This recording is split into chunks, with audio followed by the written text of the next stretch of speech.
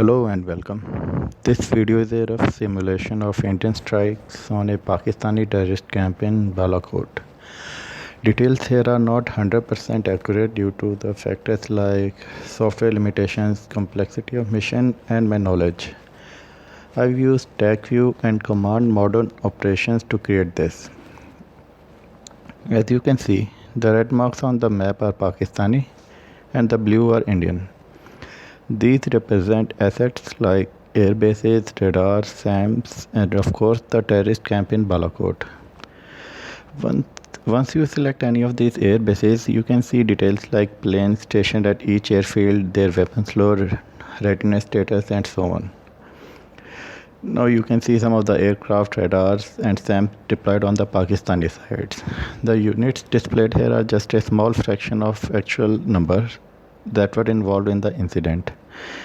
I've kept it this way to keep it simple and quick. Now this one is a radar with a approximate range of around 120 nautical miles, deployed quite close to Indian border.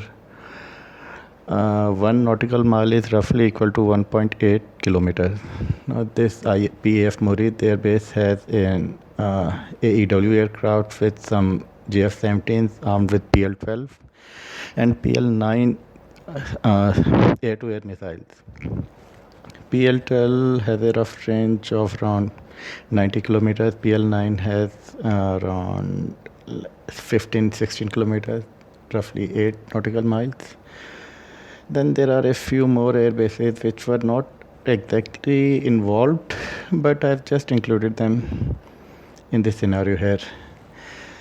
And there are a few more radars, air bases further south. They like this one has a few more JF-17. This one has more JF-17s with somewhat similar weapon loadout. Now coming to the Indian side, this is the Leh airport with MiG-21s armed with